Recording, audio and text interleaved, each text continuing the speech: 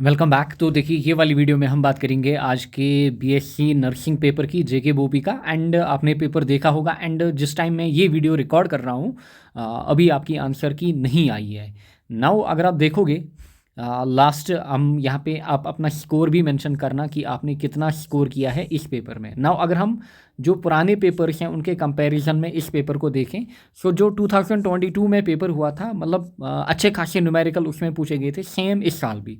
But उस time जो numericals पूछे गए थे इतने, मतलब इतने हाई लेवल के या फिर इतनी अच्छी खासी कैलकुलेशन उनमें नहीं थी। सो अभी तक का जो लास्ट 5 ईयर हुए हैं, अभी तक का मैं कहूँगा कि अभी तक का सबसे टफेस्ट पेपर है जितने लास्ट 5 ईयर्स के पेपर हुए थे। लास्ट ईयर का जो पेपर था वो बिल्कुल, मतलब काफ़ी ज़्यादा हलवा था, काफ़ी ज़्यादा बेसिक पूछा गया था। एंड जब हमने कोर्स किया था वहाँ पे हमने ये ध्यान रखा था कि हम बिल्कुल इसका एवरेज, यानी कि इन सब का एवरेज लेके हम चलेंगे। एंड ढेर सारे न्यूमेरिकल्स हमने किए थे, आपके नीट के, आपके जेके बोपी के, आपके जेके सीईटी के। एंड अगर आप देखोगे पूरा जो पेपर है वो PYQ से भरा हुआ है। ये जो क्वेश्चन है ना, ये नीट के 1990s में क्वेश्चन पूछे गए हैं, जेके बोपी के। अच्छा, फिर जेके सीईटी में अगेन अर्ली 2000 के क्वेश्चन पूछे गए हैं। नीट के ऑलमोस्ट 1990s से 2015 तक जो क्वेश्चन पूछे गए हैं न्यूमेरिकल वाले पोर्शन, वो यहाँ से टच किए गए हैं, direct copy pasted. So but इतने न्यूमेरिकल्स पेपर में डालना वो भी मतलब कम टाइम है। सो इतने न्यूमेरिकल्स करना मतलब बिल्कुल इम्पॉसिबल है कि आप इतने कम टाइम में इतने न्यूमेरिकल्स करो। एंड जबकि कैलकुलेशन अच्छी खासी इन्वॉल्व थी। सो अभी तक का मैं यहाँ पे बोलूँगा टफेस्ट पेपर है। एंड आप अपना स्कोर मेंशन करेंगे। नाउ क्वेश्चन आपके पास होंगे, this is series B. And या फिर अगर नहीं है तब भी हम क्वेश्चन पढ़ेंगे। देखिए, अगर हम क्वेश्चन नंबर 1 की बात करें, इसमें सीधे सीधे आपसे बोल रहा है कि रजिस्टर्स हमारे पास क्या है, हमारे पास n नंबर ऑफ रजिस्टर्स हैं एंड जिनकी रेजिस्टेंस r है। इनको पहले हमने क्या किया है, फॉर एग्जांपल इनको हमने यहाँ पे n नंबर ऑफ रजिस्टर्स, इनको हमने पहले यहाँ पे पैरेलल में कनेक्ट किया है। एंड फिर इनको हमने क्या किया, इन्हीं सेम रजिस्टर्स को फिर हमने क्या लिया, इनकी n नंबर ऑफ रजिस्टर्स हमारे पास है, फिर इनको हमने जिनकी रेजिस्टेंस स्मॉल r आपको दी गई है, इनको हमने फिर सीरीज में क्या किया, कनेक्ट किया। यहाँ पे आपको बोलना है कि जो हमारे पास बेसिकली जो हमारे पास वैल्यू है जब हम इनको सीरीज में कनेक्ट कर रहे हैं, उस केस में हमारे पास बताइए जो आर है, आर का वैल्यू क्या निकल के आएगा, जो आर हमारे पास है उसका वैल्यू क्या निकल के आएगा। सो अगर आप यहाँ पे बात करोगे, जो आपके पास 1/r इक्विवेलेंट निकलेगा वो निकलेगा हमें यहाँ पे हमारे पास 1/r + 1/r so on up to n times 1/r। So आप ये कह सकते हो, यहाँ पे आपका जो 1/r इक्विवेलेंट निकलेगा वो कितना निकलेगा, n टाइम्स 1/r। या फिर यही आप बोलोगे इट इज़ n/r, आपके पास जो आपका यहाँ पे क्या निकला, 1/r इक्विवेलेंट। एंड यहीं से अगर आप स्मॉल r निकालोगे इस इक्वेशन से, सो आपका स्मॉल r जो होगा, बताइए कितना निकलेगा, स्मॉल r आपका निकलेगा सीधे सीधे n × r इक्विवेलेंट, जो यहाँ से आपने निकाला, या फिर r जो भी आप इसका नाम रखेंगे। सो ये आपकी इक्वेशन 1 बनेगी। फिर अगर आप इस कंडीशन में r इक्विवेलेंट निकालोगे, that will be r so on up to n times r हमारे पास, यानी कि इन शॉर्ट वो हमारे पास क्या बनेगा, वो हमारे पास nr बनेगा, वो हमारे पास क्या बनेगा, nr बनेगा। यानी कि यहाँ पे जो r इक्विवेलेंट का वैल्यू निकलेगा, फिर इस वैल्यू को आप इसमें डालोगे, आपके पास इक्वेशन निकल के आएगी n × nr, यानी कि ये आपका n² r रहेगा। सो n² r आपका आंसर रहेगा। नाउ दूसरे क्वेश्चन की अगर मैं बात करूँ, ये वाला question, the magnetic field at a distance r from a long wire carrying I is. So एक वायर हमारे पास है, लॉन्ग वायर, आपको एक पॉइंट, ये वाला पॉइंट फॉर एग्जांपल यहाँ पे है, कितनी दूरी पे है, ये पॉइंट r दूरी पे है। एंड जो हमारे पास द मैग्नेटिक एट्रैक्शन आई इस इतना, आपको बोल रहा है कि इस पॉइंट पे जो फील्ड हमारे पास है इसका वैल्यू दिया गया है 0.4 टेस्ला। अच्छा, इसमें करंट आई हमारे पास चल रही है। The magnetic field at a distance 2r। अब अगर हम क्या करें, अब अगर हम 2r यानी कि जो डिस्टेंस हम हैं, अब इससे मतलब 2 टाइम्स हम दूर पॉइंट देख रहे हैं, वहाँ पे हम क्या कर रहे हैं, वहाँ पे हम चीज़ें आप मेजर कर रहे हैं, आपको बताना है फील्ड कितना होगा। यू नो दैट जो आपके पास b होता है, b आपके पास कितना होता है, b आपके पास होता है μ0 I अपॉन सीधे सीधे 2πr आपके पास एक लॉन्ग वायर के लिए। एंड यहाँ से क्लियरली आपको पता चल रहा है कि बी और आर के बीच का रिलेशन है इनवर्स रिलेशन हमारे पास। अच्छा, देयरफॉर अगर मैं यहाँ से B2/B1 निकालूँ, क्योंकि मुझे B2 सीधे निकालना है, क्या मैं लिख सकता हूँ इट इज़ R1/R2, क्योंकि रिलेशन क्या है इनवर्स। सो B2/B1 हमारे पास क्या होगा R1/R2। सो सीधे निकालिए आप B2 आपका क्या आएगा R1/R2 इंटू यहाँ पे आपका B2 यहाँ पे इंटू आपका B1 क्योंकि ये B1 इधर जाएगा। देन अगर आप यहाँ पे देखोगे इस केस में जो आपके पास R1 एंड R2 है उनके वैल्यूज हमें पता है, पहले R फिर हमने ट्वाइस R डिस्टेंस पे देखा एंड यहाँ से इसका वैल्यू 0.4। सो इट इज़ सीधे R गया 0.4/2, वो आपका कितना आएगा, वो आपका 0.2 आएगा। सो सिंपल सा न्यूमेरिकल था बट थोड़ा सा दिमाग लगाना था। 0.2 आपका आंसर रहेगा।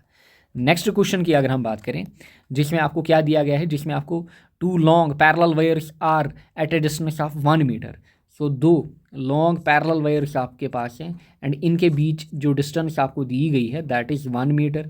अच्छा, फिर आपसे बोल रहा है कि दोनों क्या कैरी कर रहे हैं, सेम करंट कितना, 1 एम्पियर इसमें भी 1 एम्पियर इसमें भी करंट जा रही है and both the force of attraction, यानी कि बेसिकली इनमें डायरेक्शन क्या होगी, सेम होगी, क्योंकि ये क्या कर रहे हैं आपस में अट्रैक्ट कर रहे हैं। सो वो तो हमें यहाँ पे नहीं देखना है बट वो भी क्वेश्चन बनता है। सीधे हमें क्या लगाना है यहाँ पे इक्वेशन, जो हमारे पास फोर्स पर यूनिट लेंथ की इक्वेशन होती है दैट इज़ हमारे पास μ0I1I2, जिसको आप क्लास 12th में मतलब डिराइव करते थे इस इक्वेशन को, बड़ी इक्वेशन पूछी जाती 5 मार्क्स की, डिवाइड बाई 2πr। यहाँ से सीधे आपका वैल्यू निकल के आएगा। अच्छा, μ0 का वैल्यू हमारे पास कितना, μ0 का वैल्यू, अच्छा सीधे आप यहाँ पे μ0 का वैल्यू डाल सकते हो that is 4π into 10⁻⁻7 into I1 1 into I2 1 divide by 2π। R का वैल्यू कितना दिया गया है 1 यहाँ पे। सो सीधे 4π/2π आपका कितना, यानी कि पाई और पाई गया, यहाँ से आपके पास क्या बचेगा 2 इंटू 10⁻⁻7। सो सीधे आंसर रहेगा, बस आपको वैल्यूज़ डालने थे।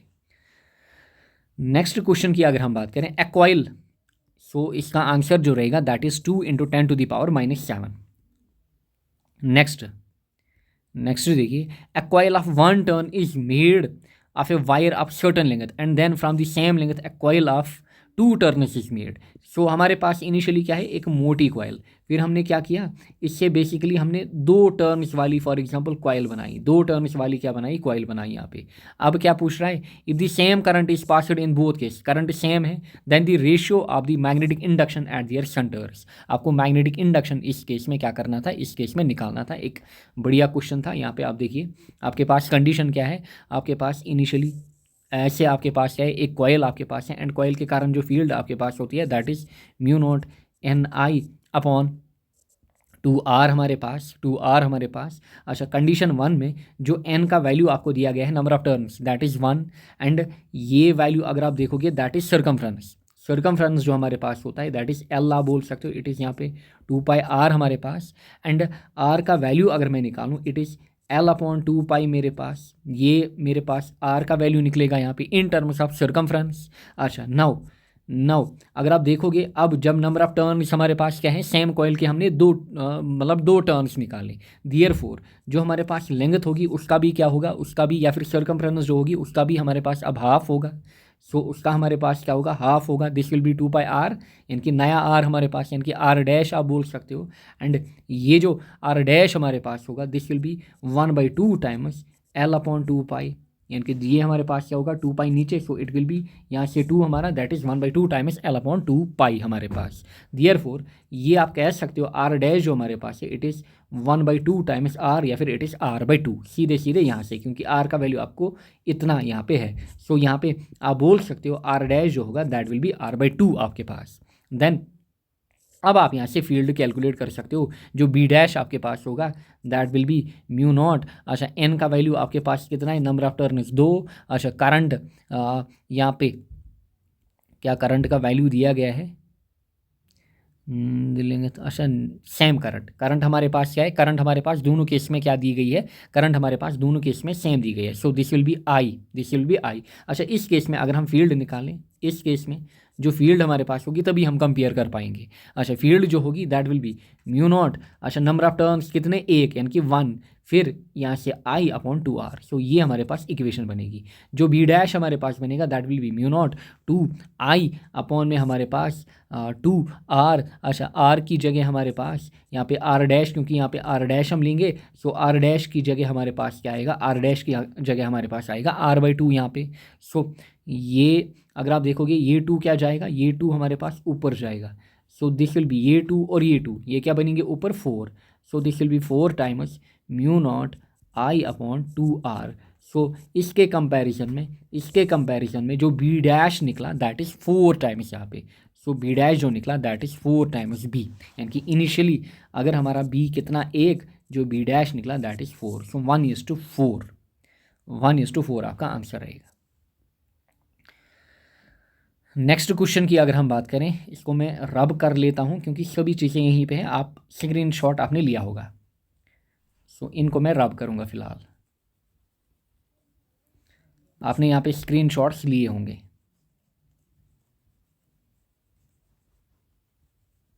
देखिए कितना टाइम लग रहा है इन क्वेश्चंस को सॉल्व करने में। सो पेपर काफ़ी लेंदी था एंड मेरे हिसाब से अगर आपने फिजिक्स में 30 मतलब अटेम्प्ट किया है, या फिर इवन किसी ने अगर 25 भी मतलब ठीक किए होंगे, वो अच्छा स्कोर माना जाएगा। मतलब अच्छा स्कोर अगर आपको मतलब गवर्नमेंट कॉलेज चाहिए, एंड फिर अगर आपने बाकी 2 सब्जेक्ट्स में अच्छा स्कोर किया है, बाकी 2 तो मैंने नहीं देखे, बट स्टिल अगर आपने इतना भी स्कोर किया है, आपने अच्छा स्कोर किया है। बट जिन्होंने इससे ज़्यादा किया होगा उनको डेफिनेटली अपनी चॉइस का गवर्नमेंट कॉलेज यहाँ पे मिलेगा।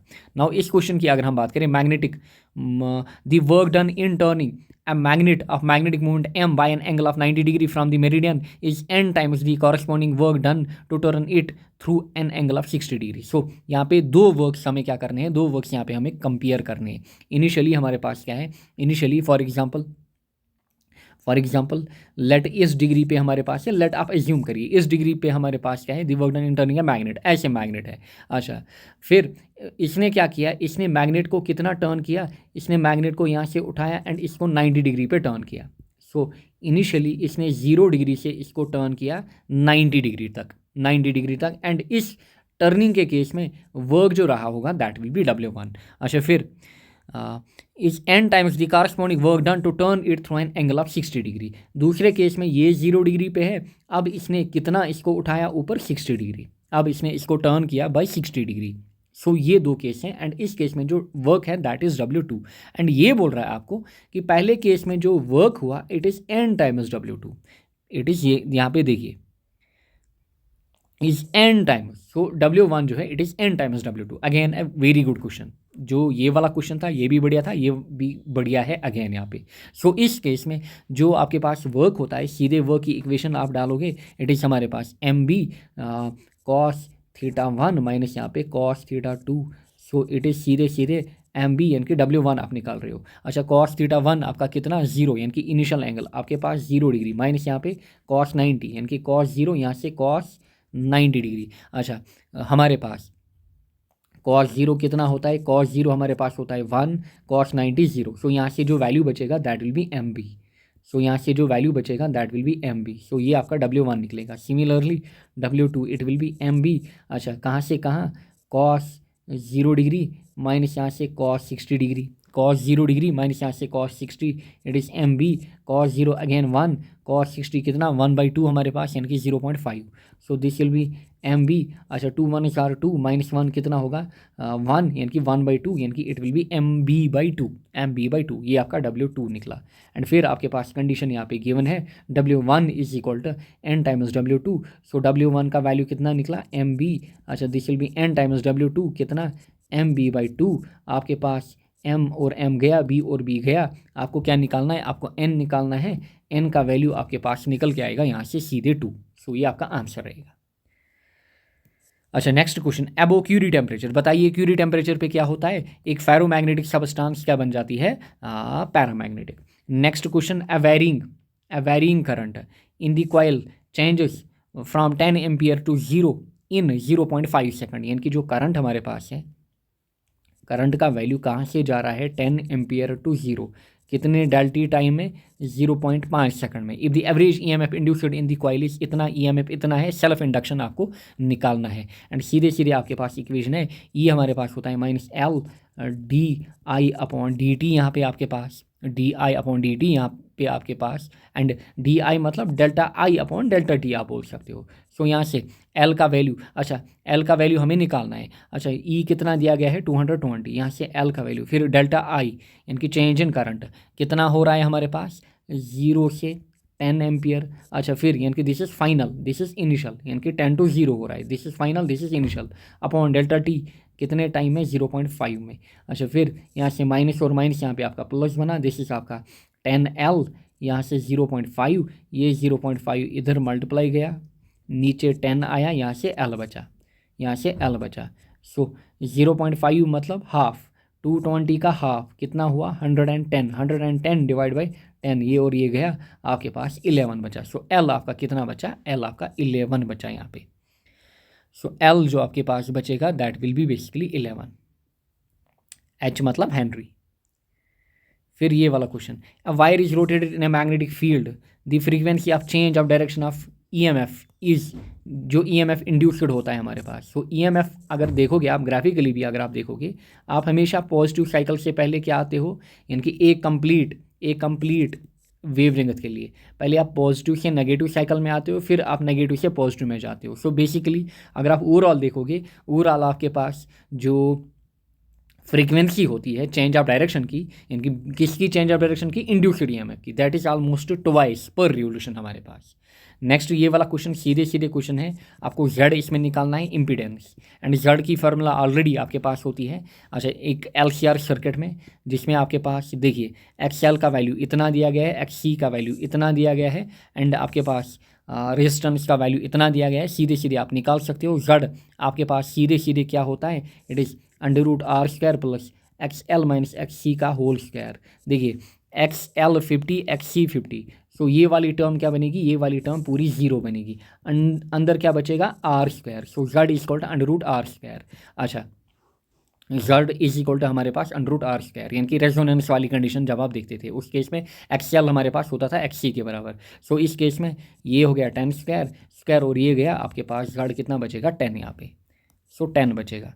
Next, a setup of transformer operates on 230 volt line and supplies a load of इतना 2 ampere, the ratio of primary and secondary winding is 1:25, the current in the primary coil is basically।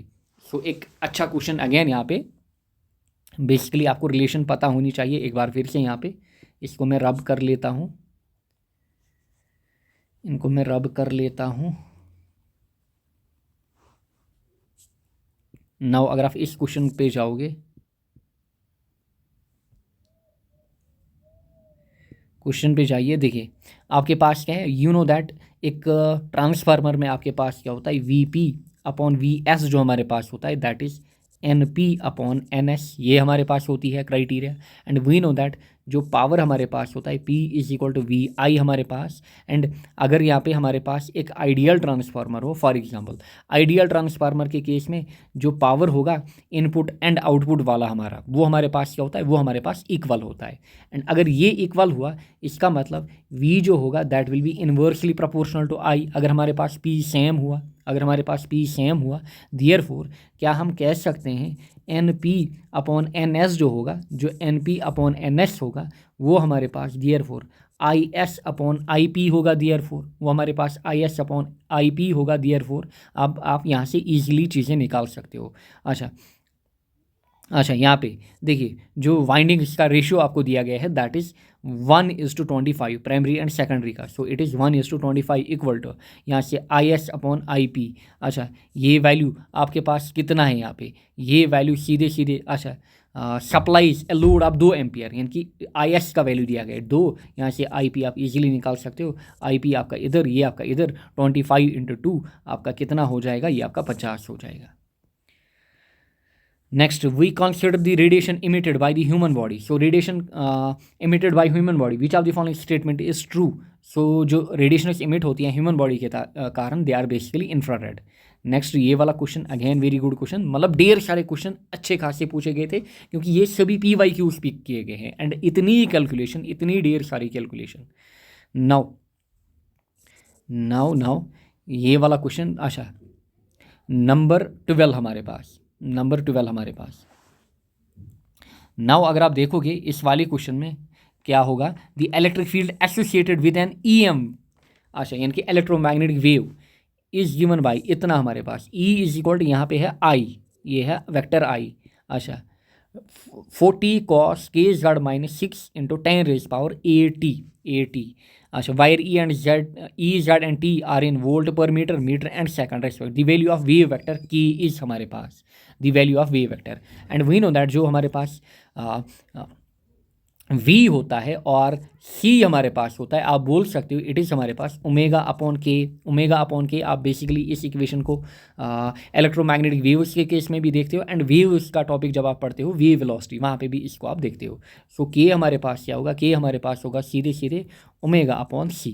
Now omega यहाँ से सीधे this is हमारे पास कितना value 6 × 10⁸ this is omega T, क्योंकि equation में ये हमारे पास क्या होता है ओमेगा, बताया हुआ है आपको ओमेगा कैसे आप निकालोगे, ये आपके पास क्या होगा ओमेगा T।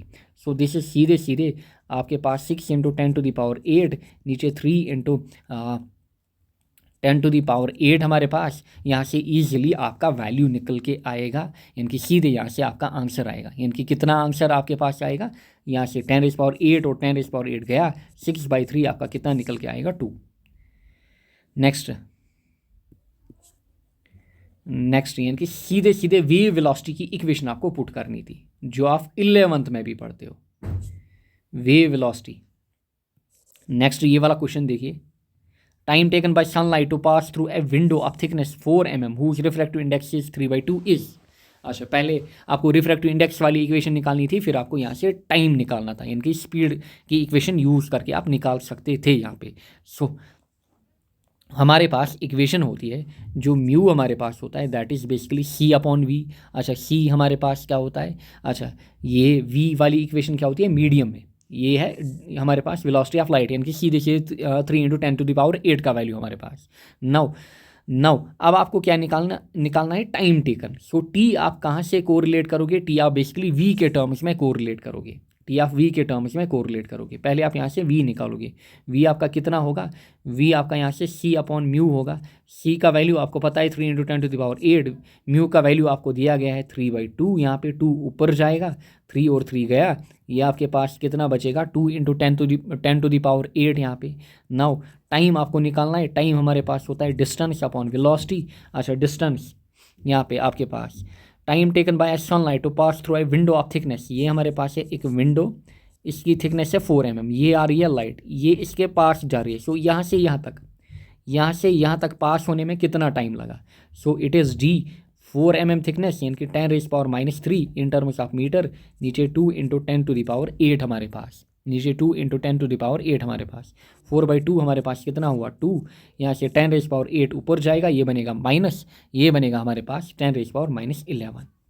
सो 2 × 10⁻11 आपका आंसर रहेगा।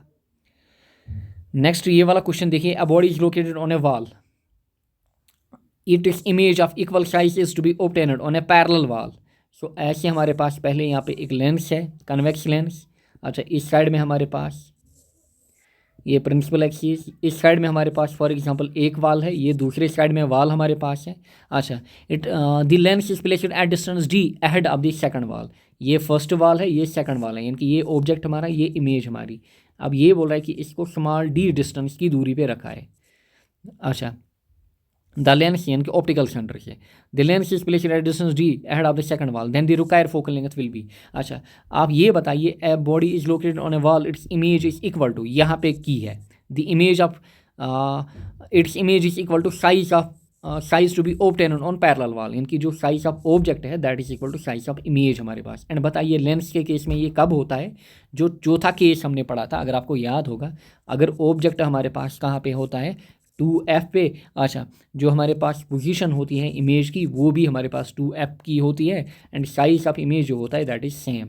सो देयरफॉर अगर आप यहाँ पे देखोगे सीधे सीधे सीधे जो आपका डी यहाँ पे होना चाहिए, ये वाला डी या फिर ये वाला कोई सा भी एक डी, जो डी हमारे पास होगा that will be twice F, या फिर एफ जो आपके पास होगा that will B D by two. So F is equal D by two.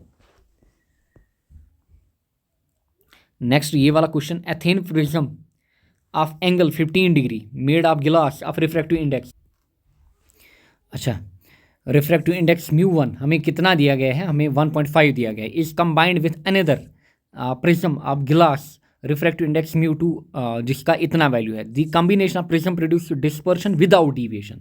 अच्छा, the angle of second prism is, देखिए ऐसे फॉर एग्जांपल आपके पास एक प्रिज्म होती थी एंड यहाँ से इसके साथ एक दूसरी प्रिज्म को मिलाया गया है, late like this.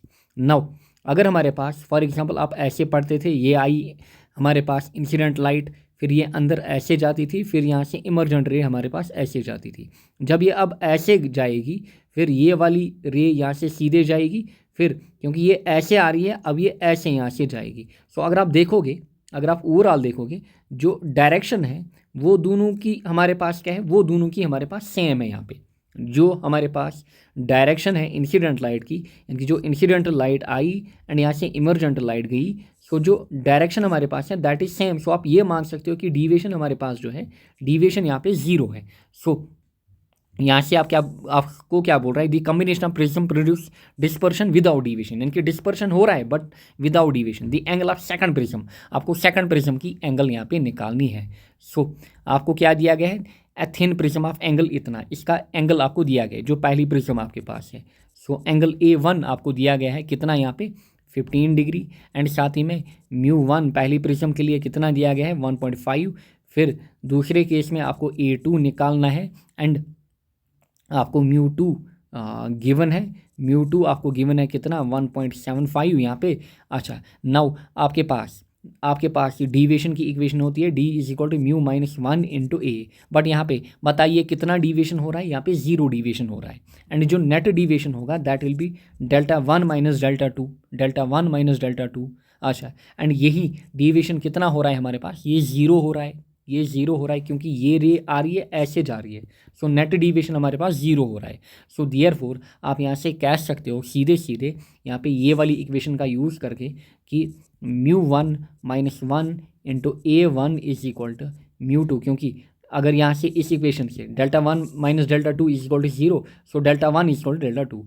So this will be mu two minus one into A2. यहाँ पे समझ में आया होगा. फिर A2 का वैल्यू हमें निकालना है, दैट विल बी हमारे पास mu one minus one divide by mu two minus one into A1, कुछ नहीं बस इसको यहाँ से घसीटा इधर. क्लियर, समझ में आया होगा.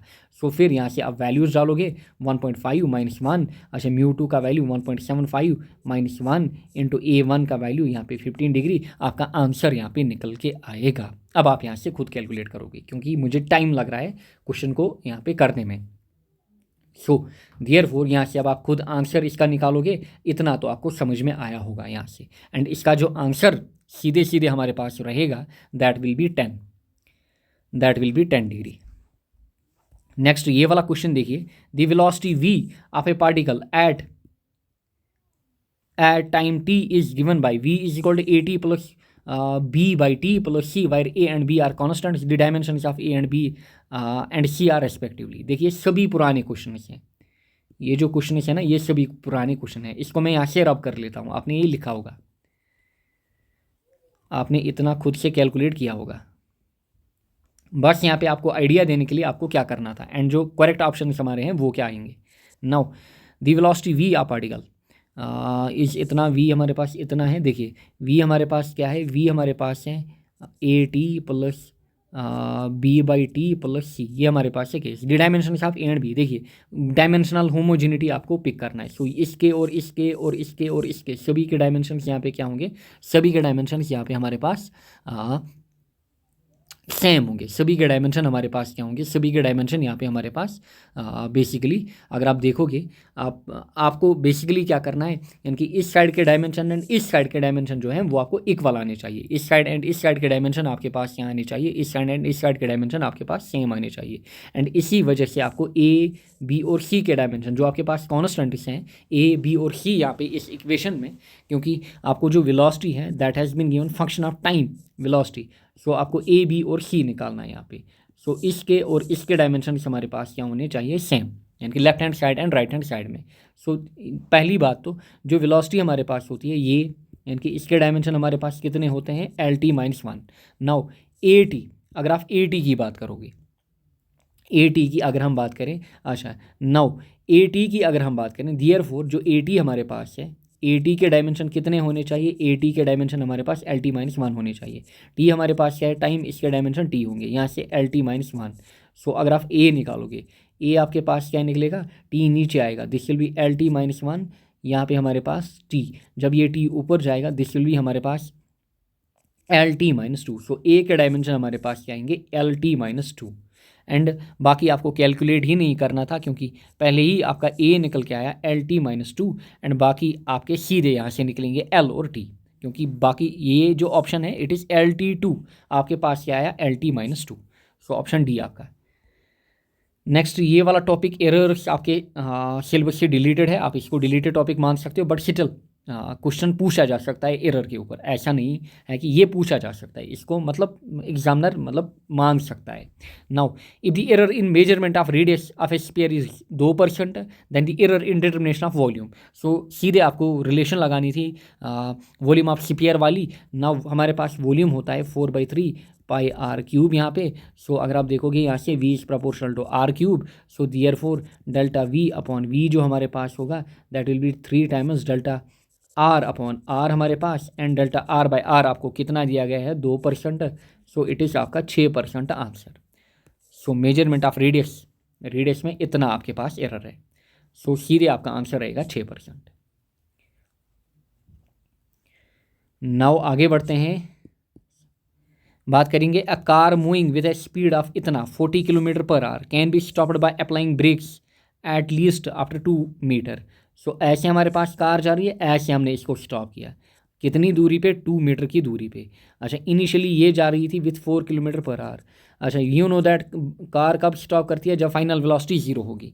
अच्छा if the same car is moving with the speed of 80 kilometre per our, अगर सेम कार अब 80 किलोमीटर पर आवर से चल रही है, what is the minimum stopping distance, आपको ये डिस्टेंस यहाँ पे निकालना है, आपको स्टॉपिंग डिस्टेंस यहाँ पे क्या करना है, वो कैलकुलेट करना है।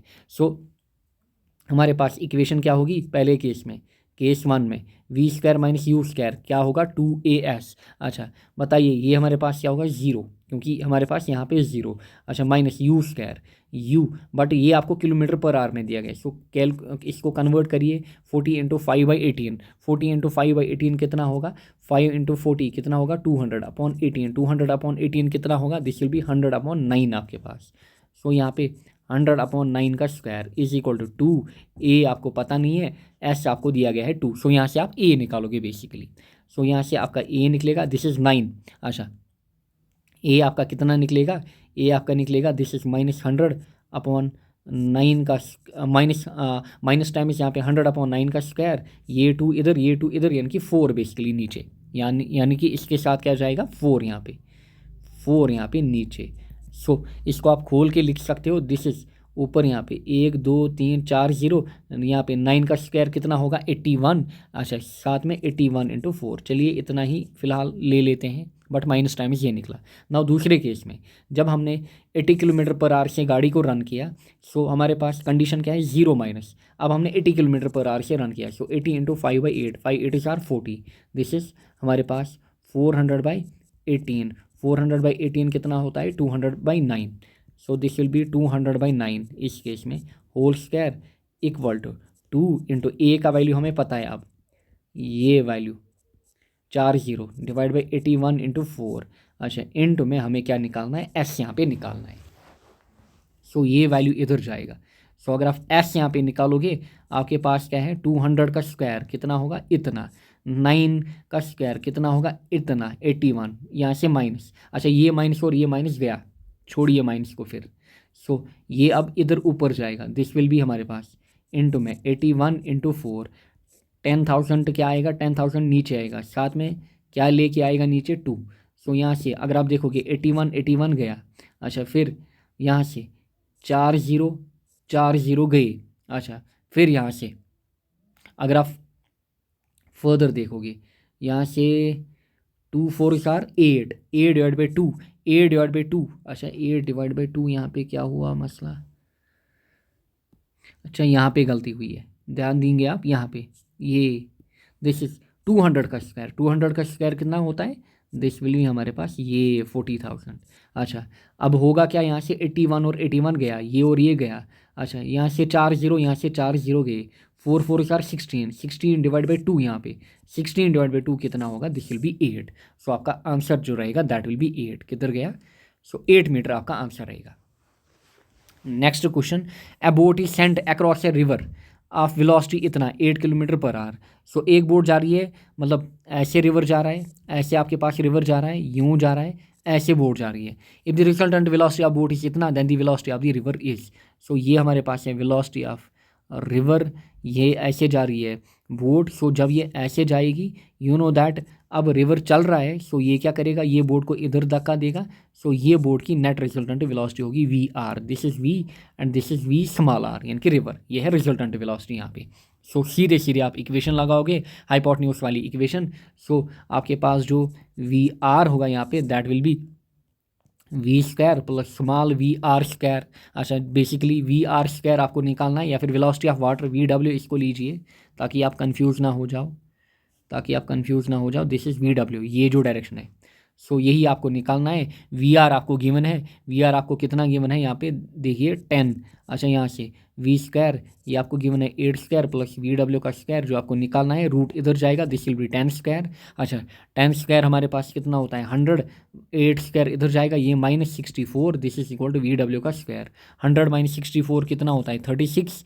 अच्छा 36 is equal to V W square. So ये हमारे पास वी डब्ल्यू कितना निकल के आएगा 6। सो 6 आपका आंसर रहेगा। आई होप आपको ये भी समझ में आया होगा, डायरेक्ट क्वेश्चन था, आप इजीली कर पाते। नेक्स्ट देखिए ये वाला क्वेश्चन भी हमारे पास डायरेक्ट ही है। जो हमारे पास आर मैक्स होता है वो कितना होता है, यू स्क्वायर अपॉन जी। अच्छा the maximum range of a gun on horizontal terrain is इतना, आपको दिया गया है यहीं से, जी इतना, आपको वेलोसिटी निकालना है, यू आपको बेसिकली क्या करना है निकालना है। सो जो यू स्क्वायर आपके पास होगा that will be R max into G. अच्छा आपको क्या दिया गया है 16 किलोमीटर, दिस विल बी हमारे पास 16,000 मीटर इंटू में यहाँ पे 10, दिस विल बी 1 6 1 2 3 4 0। आपको यू निकालना है, यहाँ से स्क्वायर इधर आएगा, रूट बनेगा, एंड ये आपका कितना निकलेगा, दिस विल बी 400। नाउ ये वाला क्वेश्चन देखिए, 100 Newton force acts horizontally on A block of 10 kg। सो ऐसे हमारे पास क्या है एक 10 kg ब्लॉक, इसके ऊपर फोर्स लग रहा है कितना 100 न्यूटन। अच्छा 100 न्यूटन लग रहा है। अच्छा रब सर यहाँ से हम निकालेंगे पहले यहाँ पे क्या डब्ल्यू हमारा होगा एम जी, एम यानी कि 10 इंटू जी कितना दिया गया है, जी यहाँ पे 10 दिया गया है। So this will come out to be 100। Normal reaction कितना लगेगा, ये भी 100 लगेगा। नाउ पहले हम यहाँ पे फ्रिक्शन कैलकुलेट करेंगे, limiting friction that is mu S into R, and ताकि हम चेक करें कि बॉडी मोशन में जाएगी या नहीं। So mu S into R, mu S आपको कितना दिया गया है 0.5 इंटू आर, आर आपका 100। सो दिस इज 0.5 इंटू 100 कितना होगा 50। सो यहाँ से 50 लग रहा है, इसका मतलब ये एक्सेलरेट करेगी इधर की ओर, क्योंकि जो फोर्स है वो ज़्यादा है।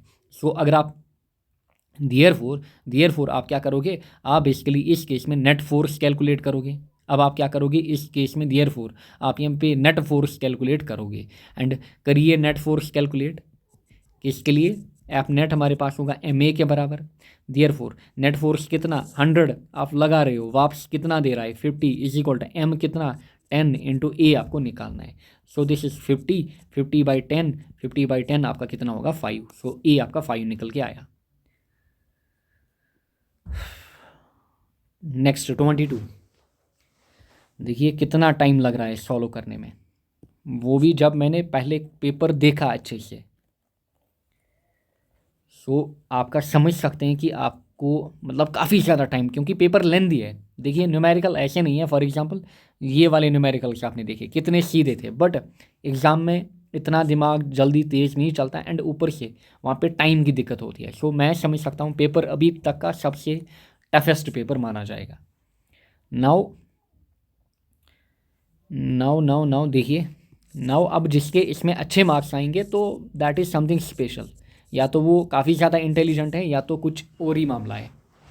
नाउ मतलब जिनके 150 के पार आएंगे, 160 70।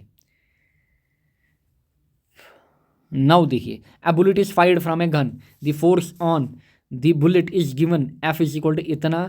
क्योंकि आप एक्सपेक्ट नहीं करते, एक होता है फॉर एग्जांपल जेई मेंस, अब बोलेगी, अब कोई बोलेगा कि जेई मेंस में बच्चे इतने स्कोर कर, देखिए आपका एक्सपेक्ट नहीं होता है कि वो भी आपका इस लेवल का पेपर पूछे, आप नॉर्मल लेवल प्रिपेयर करके जाते हो। क्लियर?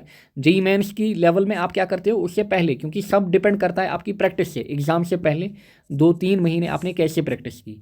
अगर आपको जेई का एग्जाम देना है, जेई मेंस या एडवांस कोई भी, आप सिर्फ न्यूमेरिकल्स प्रैक्टिस करते जाओगे। बट इस एग्जाम के लिए आपने थ्योरी तैयार की थी डेडिकेटेड वे में, या फिर आपने ज़्यादातर थ्योरी के ऊपर, कॉन्सेप्ट्स के ऊपर फोकस किया होगा। चाहे मतलब क्वेश्चन कितने भी इजी हो, अगर आप एग्ज़ाम से पहले 2-3 महीने प्रैक्टिस करके ना आओ, मुश्किल होता है कि आप क्वेश्चन मतलब जल्दी अटैम्प्ट करो। बाकी कुछ नहीं होता है पेपर, मतलब देखिए हर एक क्वेश्चन आपसे बनेगा, बट कहाँ पे? घर में बनेगा।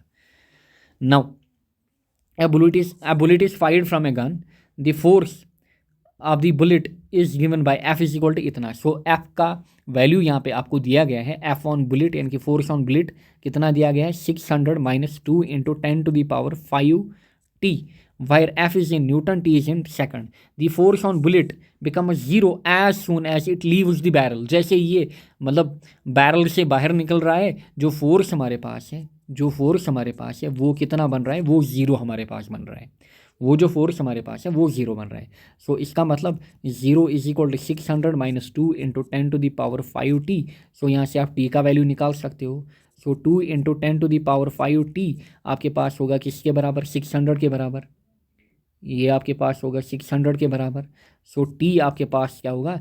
This will B 600 × 2 divide by 2 × 10⁵, 2 × 10⁵। ये फिलहाल आपके पास क्या होगा? अच्छा, फिर अगर आप यहाँ से इसको थोड़ा मतलब क्या करोगे, थोड़ा देखिए 6 और 2 गया यहाँ से, ऊपर क्या बचा?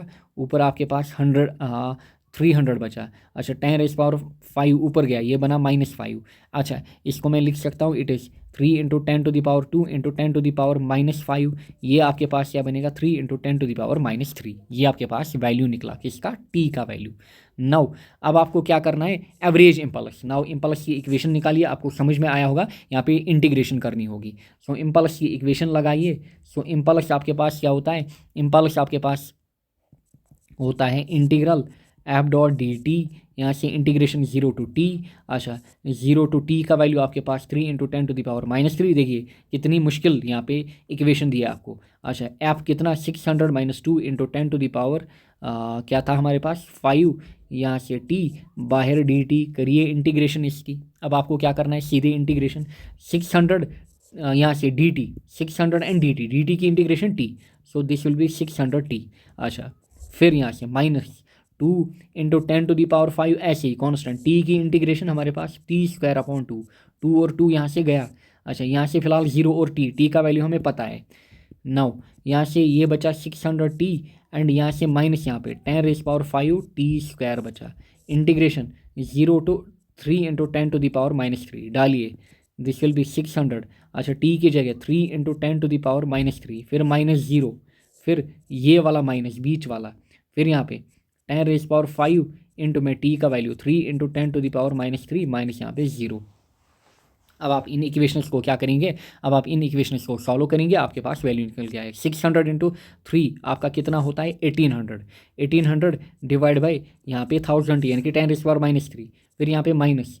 अच्छा, यहाँ पे ध्यान देंगे आप, यहाँ पे आप ध्यान देंगे अच्छे से। नाउ देखिए यहाँ पे, अच्छा किधर गया, किधर गया? t² था ना, गलती हुई, यहाँ पे गलती हुई, क्योंकि यहाँ पे t² है ना, t² यहाँ पे है। सो यहाँ पे क्या आएगा? 3 किधर गया? × 10⁻³ का होल स्क्वायर। जी हाँ, so this will come out to be 3 का स्क्वायर कितना हुआ यहाँ पे? 9। अच्छा, साथ ही में इंटू में 10⁻⁵, यहाँ से 10⁻³ और 2 कितना हुआ? 10⁻⁻6। ये और ये गया, यहाँ से 18/10 कितना बना? 1.8 माइनस यहाँ पे ये और ये इसमें से गया। सो यहाँ यहाँ पे क्या बचा? 9 × 10⁻⁻1 यानी कि 9/10। 9/10 कितना होता है? That is 0.9। सो 1.8 - 0.9 वो कितना होता है? 0.9। सो 0.9 आपका आंसर रहेगा। आई होप आपने ये मतलब जो भी क्वेश्चन यहाँ से अटैम्प्ट किए होंगे या किए होंगे आपको अपने आंसर्स मिल रहे होंगे।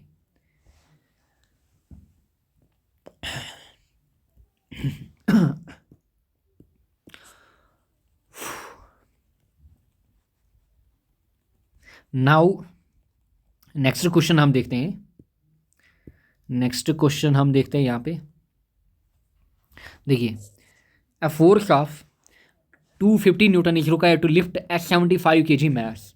फॉर एग्जांपल यहाँ पे हमारे पास है 75 kg मैस, आपको कितना फोर्स चाहिए इसको लिफ्ट करने के लिए? 250 newton through a pulley system in order to lift the mass through 3 metre. अगर आप मैस को क्या करो, अगर आप मैस को फॉर एग्जांपल 3 मीटर लिफ्ट करो, यानी कि यहाँ से यहाँ तक आपको क्या करना है?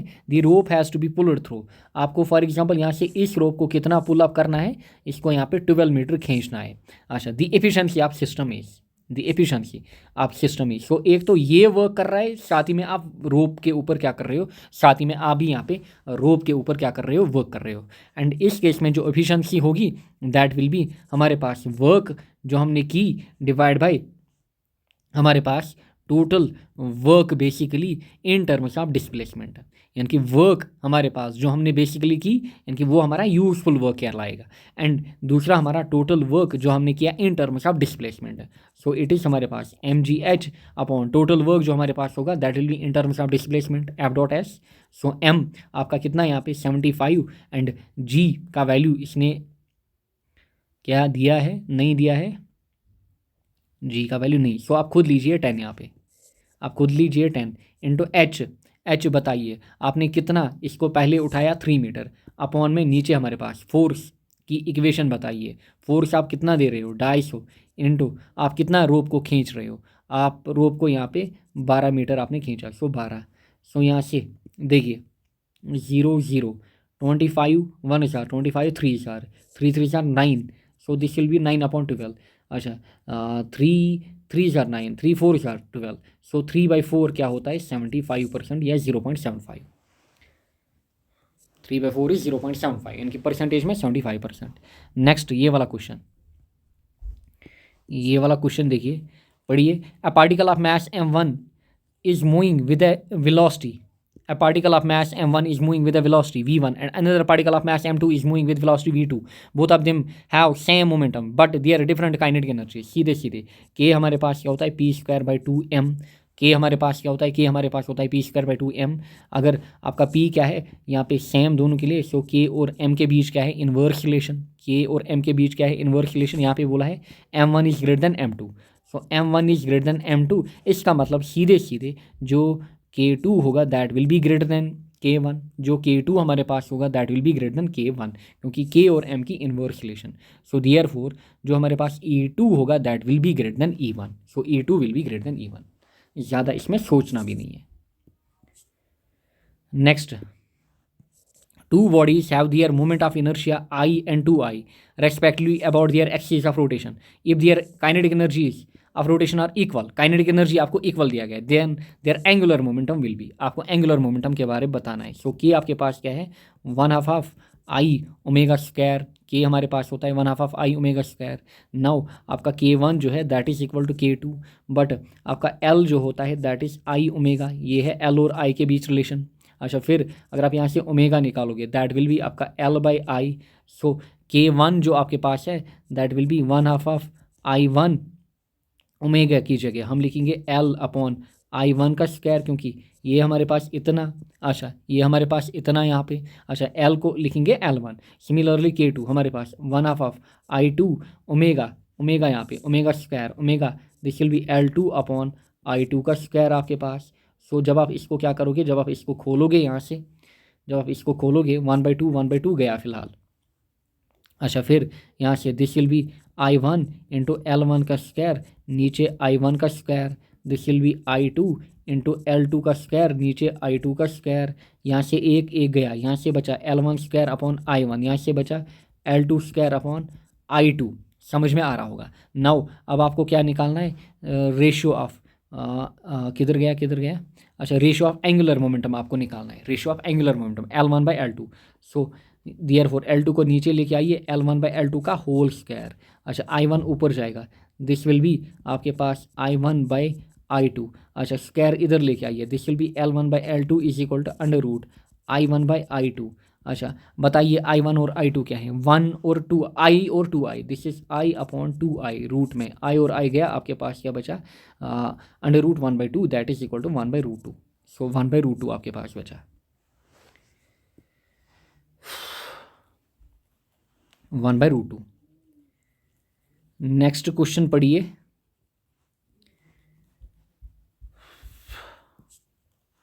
अब जो अगले साल इसको देख रहे होंगे वो भी मतलब इन क्वेश्चंस का ध्यान रखें, मतलब इस लेवल के क्वेश्चंस का आप ध्यान रखेंगे। नाउ ध्यान दीजिए, the moment of inertia of a body about a given axis is इतना, मोमेंट ऑफ इनर्शिया आपको गिवन है इतना। सो मोमेंट ऑफ इनर्शिया आपको गिवन है कितना, आई आपको गिवन है 1.2। अच्छा initially the body is at rest, body initially क्या है रेस्ट पे। अच्छा फिर in order to produce rotational kinetic energy of इतना, यानी कि रोटेशनल काइनेटिक एनर्जी इसमें आपको इतनी लानी है 1500 joule. And angular acceleration alpha आपको कितना देना है 25 यूनिट, आप छोड़िए। Must be applied about the axis for duration of, आपको टाइम निकालना है कितनी ड्यूरेशन के लिए आपको देना है। नाउ हमारे पास के की इक्वेशन है अभी जो हम देख रहे थे 1/2 I ω²।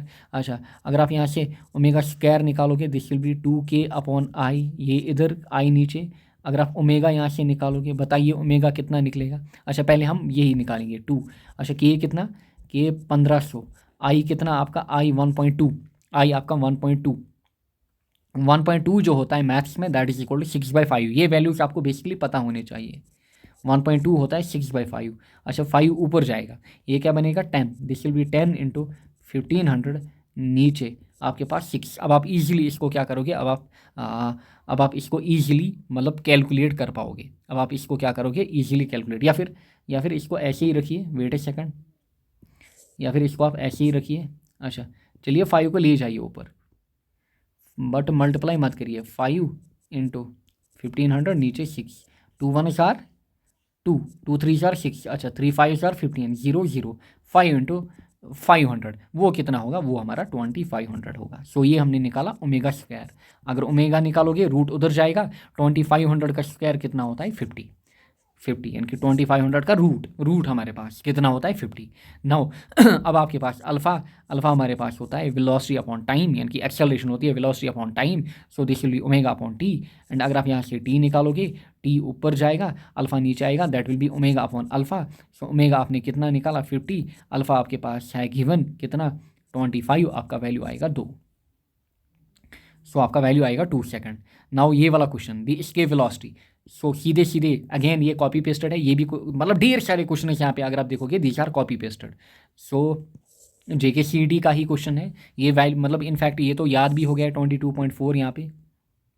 इसका जो आंसर हमारे पास होता है, इसकी वेलोसिटी हमारे पास क्या होती है, इसकी वेलोसिटी हमारे पास होती है √2gm/r हमारे पास। नाउ एग्जामिनर आपको बोल रहा है कि इसमें एंड ये वैल्यू हमारे पास कितना होता है 11.2। अब ये बोल रहा है कि हमने क्या किया, हमने यहाँ पे if the earth mass increased twice, mass को हमने डबल किया अब the present value and radius becomes half. So this is 2g into mass को 2m किया, r को क्या किया r/2। सो ये 2 ऊपर जाएगा इस 2 के साथ, सो ये 2 और ये 2 जब ऊपर गया ये बनेंगे 4। So this will be 4 times 2gm/r, root में फिलहाल इस 4 को बाहर निकालिए, this will be twice under root 2gm/r। 2gm/r हमारे पास ऑलरेडी कितना वैल्यू होता है 11.2। सो दिस इज 2 इंटू 11.2, आपका वैल्यू आएगा 22.4। नेक्स्ट ये वाला क्वेश्चन देखिए 28 वाला क्वेश्चन देखिए। The radius of circular orbits of 2 satellites A and B of earth are, इतना आपको रेडियस दिया गया है 2 ऑर्बिट्स का, क्लियर, जिन ऑर्बिट्स में सैटेलाइट्स ए और बी घूम रही है। If the speed of satellite A is इतना then the speed of satellite B आपको बोलना है। सो सीधे ऑर्बिटल वेलोसिटी लगाइए, इक्वेशन हमारे पास क्या होती है √gm/r। सो वी और आर की रिलेशन देखिए यहाँ पे, दिस इज अंडर रूट में हमारे पास। सो आप बोल सकते हो देयरफॉर VB/VA जो होगा दैट विल बी √RA/RB, क्योंकि यहाँ पे ऊपर बी यहाँ पे ए, मतलब इन्वर्स रिलेशन।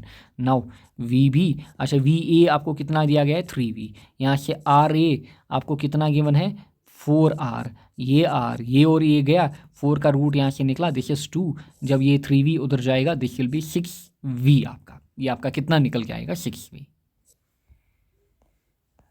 नाउ ये वाला क्वेश्चन टर्मिनल वेलोसिटी, इसमें मैं सीधे मतलब डायरेक्ट ऑप्शन पे आऊँगा। सो इसका ऑप्शन है सी, ये आप चेक कर सकते हो, यहाँ पे ध्यान देंगे आप।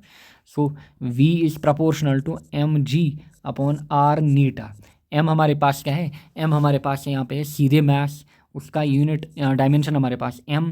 अच्छा फिर g acceleration due to gravity यानी कि LT-2, नीचे r यानी कि लेंथ के डायमेंशन। अच्छा फिर नीटा coefficient of viscosity m1 L-1 T-1 हमारे पास।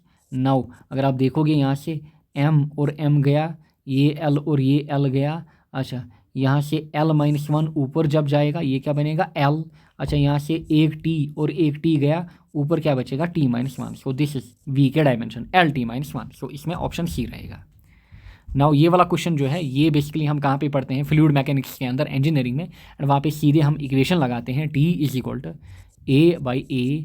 एंड जब हमारे पास एक टैंक होती है, फिर अगर इसमें हम छेद करेंगे, ये इसमें फॉर एग्जांपल इसमें हमने छेद किया यहाँ ऑरिफिस वगैरह, तो जो टैंक हमारे पास है इसका एरिया A होता है, ये जो ऑरिफिस होता है इसका एरिया स्मॉल a हमारे पास होता है।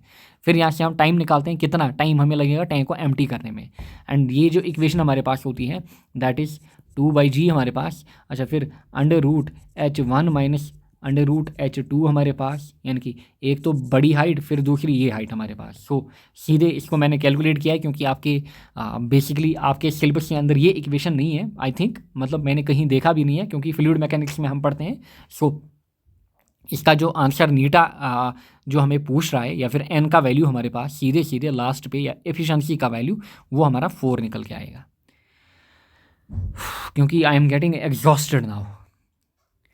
सो समझ सकते हैं आप पे क्या बीती होगी यहाँ पे क्वेश्चन मतलब कर करके। In Young's experiment 2 coherent sources अच्छा are placed 0.9 mm apart and fringes are observed 1 metre away. So देखिए यहाँ पे यंगस्ट डबल स्लिट एक्सपेरिमेंट, हर एग्जाम में क्वेश्चन एक्सपेक्टेड होता है किसी भी एग्जाम में। सो आपके पास क्या है, डी का वैल्यू होना चाहिए, आपके पास स्मॉल डी का वैल्यू होना चाहिए, एंड बाकी चीज़ें देखते हैं। फिलहाल हमारे पास यहाँ पे क्या गिवन है, in Young's experiment 2 coherent source are placed 0.9 mm। So पहला स्मॉल डी आपके पास क्या है 0.9 mm, यानी कि दिस इज 0.9 × 10⁻³ अच्छा फिर and fringe are observed 1 metre away. So D आपका कितना है 1 मीटर। अच्छा if it produce second dark fringe at a distance of 1 mm from central fringe, यानी कि ये हमारे पास होता है ऐसे स्क्रीन, ये हमारे पास है सेंट्रल ब्राइट फ्रिंज, फिर हमारे पास अच्छा फिर यहाँ पे पहला डार्क फ्रिंज, फिर इसके बाद अगेन ब्राइट, फिर यहाँ पे हमारे पास एक डार्क फ्रिंज बनता है, फिर यहाँ पे हमारे पास डार्क। सो ये आपको बोल रहा है बेसिकली ये डिस्टेंस, ये आपको बेसिकली बोल रहा है ये डिस्टेंस कितना गिवन है हमारे पास 1 mm। अच्छा the wavelength of monochromatic light would be, wavelength आपको बतानी है, तो सीधे आपको कंडीशन लगानी है, जो हमारे पास x2 होता था कितना होता था 3λd अपॉन में हमारे पास 2d, यानी कि किस इक्वेशन से जो x' हमारे पास होता है 2n-1 λd अपॉन 2d, अगर आपको याद होगा डार्क फ्रिंज के लिए। सो वहाँ से ये हमारा निकलता है, यानी कि सेकंड डार्क फ्रिंज हमारे पास। अच्छा यहाँ से x2 आपको कितना गिवन है, जो अभी मैं यहाँ पे दिखा रहा था, जो डिस्टेंस हमारे पास है। अच्छा सेंट्रल ब्राइट फ्रिंज से कितनी दूरी पे है 1 mm, यानी कि 1 × 10⁻³ अच्छा फिर यहाँ से 3 × λ हमें निकालना है, ये डी कितना गिवन है 1 मीटर डिवाइड बाई 2 इंटू यहाँ पे ये वाला वैल्यू कितना है 0.9 × 10⁻³ नाउ अब आपको लैम्डा निकालना है। सो ये सब चीज़ें आपको इधर लेनी पड़ेगी। लैम्डा हमारे पास होगा दिस विल बी 10⁻³ इंटू में 2 इंटू में 0.9 इंटू में 10⁻³ डिवाइड बाई 3 नीचे हमारे पास, डिवाइड बाई हमारे पास क्या है 3 नीचे। नाउ अगर आप इसको फॉर एग्जांपल 9 बनाओगे, यहाँ से अगर आप इसको 9 बनाओगे, सो दिस विल बी 9 × 10⁻⁻1, ताकि यहाँ से 3 1 4 3 3 3 4 9 ये गया। अच्छा 3 2 4 6, तो यहाँ पे आपके पास पहले 6 लगा यहाँ पे, सो आपके पास 6 लगा, क्या 6 वाले वैल्यूज ही हैं कि और कुछ। अच्छा 6 लगा। अच्छा अभी यहाँ पे 60 में भी ध्यान रखना है, क्योंकि ये भी हो सकता है। नाउ 6 इंटू अच्छा यहाँ पे इन वैल्यूज़ को देखिए, दिस इज 10⁻⁻1, दिस इज -3, ये हमारे पास क्या है 10⁻⁻3. सो ओवरऑल 10⁻⁻7 एंड 6 × 10⁻⁻7 हमने क्या निकाला मीटर्स में निकाला. नाउ हमें क्या ऑप्शंस दिए गए हैं सेंटीमीटर्स में. So it will be 6 × 10⁻⁵ centimetre, क्योंकि हमें 1 मीटर होता है equal to 100 centimetre. So option D आपका करेक्ट रहेगा. Next, a parallel beam of monochromatic light. Parallel beam of monochromatic light of wavelength 500 angstrom. 500 angstrom. अच्छा 5000 angstrom. 5000 angstrom is incident normally on a single narrow slit of width. Width आपको इतना दिया गया है 0.001 mm. The light is focused by a convex lens on a screen placed in a focal plane. The first minimum will be formed for the angle of diffraction equal to. So हमारे पास condition क्या होती है, जो हमारे पास x होता है that is equal to n lambda, अगर आपको याद होगा फर्स्ट मिनिमा के लिए. एंड x हमारे पास क्या होता था path difference equal to a sin theta. This is equal to n lambda. n का वैल्यू आपके पास 1, यहाँ से लैम्बडा. सो ये आपके पास क्या है a sin theta. sin theta आपके पास कितना होगा लैम्बडा बाई ए. नाउ आपके पास लैम्बडा का भी वैल्यू है और ए का भी वैल्यू है, वो आप यहाँ से डालेंगे. लैम्बडा का वैल्यू कितना 5000 angstrom. So that will B यहाँ पे 5000 एंगस्ट्रॉम मतलब 10⁻10. अगर आप मीटर्स में देखोगे नीचे आपके पास ए आपको दिया गया है 0.001. सो दिस विल बी 0.001 इंटू 10⁻3 यहाँ से. अब आप इसको ईजिली मतलब क्या करोगे कोरिलेट करोगे. ऊपर आपके पास यहाँ पे 5000 इंटू 10⁻10, इसको जब आप इधर लेके आओगे सो आपको 10⁻3 इसमें मल्टीपल करना है. 10⁻3 और -3 क्या बनेगा दिस विल बी 10⁻6. समझ में आया होगा. एंड जब आप इसको देखोगे ऊपर, अच्छा ये और ये गया, सो ऊपर आपके पास क्या बचा 5 इंटू 10⁻3 इंटू यहाँ से 10⁻4. अच्छा 10⁻4 और 10⁻3 दिस विल बी 5 इंटू 10⁻1. समझ में आ रहा होगा. एंड 5 इंटू 10⁻1 कितना होगा 0.5. ये आपने क्या निकाला साइन थीटा. 0.5 मतलब 1/2. अच्छा इसका मतलब थीटा कितना होगा हमारे पास 30 डिग्री. सो थीटा आपका कितना होगा 30 degree.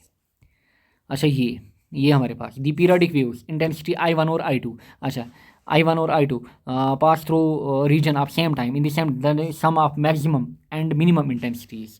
So maximum and minimum intensities जो हमारे पास होती है आपको बताना है बेसिकली उनका समीशन हमारे पास कितना होता है. जो हमारे पास मैक्सिमम एंड मिनिमम इंटेंसिटीज़ होती हैं आपको क्या करना है, आपको उनका समीशन बताना है. बताइए मैक्सिमम इंटेंसिटी आपको कितनी होती है. अगर आपको याद होगा मैक्सिमम इंटेंसिटी वो होती थी I1 + I2, बट किस में दोनों रूट में. पहले इतना रब कर लेते हैं. आई होप आपको अपने आंसर्स मिल रहे होंगे. आप ऑब्जेक्शन वगैरह डाल सकते हो अगर आपके काफ़ी क्वेश्चन यहाँ पे फॉर एग्जांपल आंसर की से गलत मैच कर रहे हैं.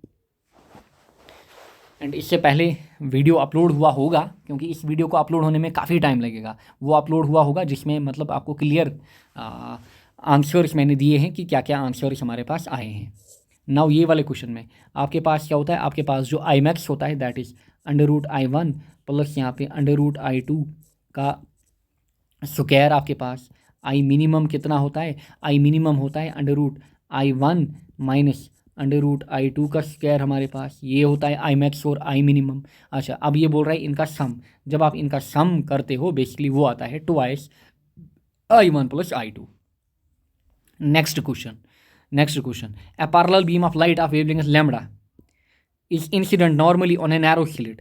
A diffraction pattern is formed on a screen placed perpendicular to direction of incident beam at the second, यहाँ पे ध्यान आपको रखना है, at the second minimum of the diffraction pattern the phase difference between the rays coming from two edges of slit is.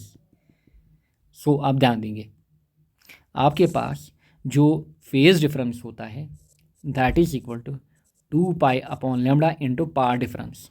And इस case में जो पार difference हमारे पास होता है डिफ्रैक्शन के केस में that is A sin theta. That is आपके पास क्या होता है A sin थीटा. अच्छा एंड जो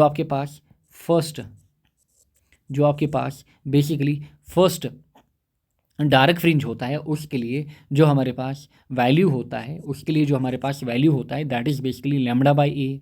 उसके लिए हमारे पास जो वैल्यू होता है किसका, ए साइन थीटा का आप बोल, या सॉरी साइन थीटा का वैल्यू आप बोल सकते हो, दैट इज़ कितना, lambda by A. So 2 pi upon lambda आपका कितना बनेगा, इंटू ए इंटू यहाँ पे साइन थीटा कितना, lambda by A. So clearly lambda lambda A गया, आपके पास फाई कितना बचेगा, आपके पास फाई बचेगा 2 पाई। फिर ये वाला क्वेश्चन, अच्छा, the wavelength of 1 kilo electron volt photon is 1.24 × 10⁻⁹ what is the frequency of 1, यहाँ पे देखिए MeV। सो सीधे सीधे आप क्या करोगे, यहाँ पे फ्रीक्वेंसी डालोगे, फ्रीक्वेंसी आपके पास क्या होती है, C upon lambda. Now lambda आपको पता है दैट इज SC अपॉन आपके पास फाई नॉट, यानी कि वर्क फंक्शन। जब आप वो वैल्यू इसमें डालोगे that is C upon SC upon phi naught, ये और ये गया, आपके पास क्या बचेगा, फाई नॉट अपॉन H। ये आपकी फ्रीक्वेंसी की इक्वेशन आएगी। नाउ डालिए वैल्यू, इसमें फाई नॉट का वैल्यू कितना आएगा, इट इज़ हमारे पास फाई नॉट हमारे पास देखिए 1 MeV। सो हमारे पास फाई नॉट कितना होगा, इट विल बी सीधे इसमें मल्टीप्लाई करना है 1.6 इंटू 10⁻⁻³ हमारे पास -13, नीचे H आपका कितना होता है 6.6 इंटू 10⁻⁻34, 16/66 जो आपका होता है दैट इज़ 0.24। यहाँ से 34, यहाँ से 13, आपके पास क्या बचेगा, जब ये ऊपर जाएगा ये बचेगा 10⁻21। सो जब आप इसको फर्दर देखोगे इट विल बी 2.4 इंटू 10⁻20, क्योंकि आपका जो ऑप्शन एक है that is in 20। Next question देखिए,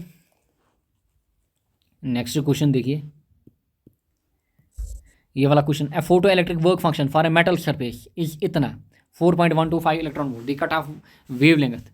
अच्छा, आपको बोलना है, आपको यहाँ पे क्या बोलना है, कट ऑफ वेव लेंथ बोलना है आपको basically, cut off wave length for this surfaces, cut off wave length बताइए सरफेस के लिए कितना होगा। सो सीधे सीधे आप बोलोगे जो हमारे पास लैम्डा होता है that is SC upon phi naught, यही इक्वेशन आपके पास, एंड SC का वैल्यू जो हमारे पास होता है दैट इज़ 12400। अच्छा, किसमें, इलेक्ट्रॉन वोल्ट एंगस्ट्रॉम में, डायरेक्टिव ये वैल्यू देखा जाता है, नीचे फाई नॉट का वैल्यू आपके पास 4.125। जब आप इसको 124 को डिवाइड बाय करोगे 4.125, ये आपका बेसिकली कितना निकल के आएगा, यहाँ पे 3006, यानी कि अप्रॉक्सीमेटली वैल्यू आपका 3000 निकल के आएगा, 3000 वैल्यू एंगस्ट्रॉम्स में।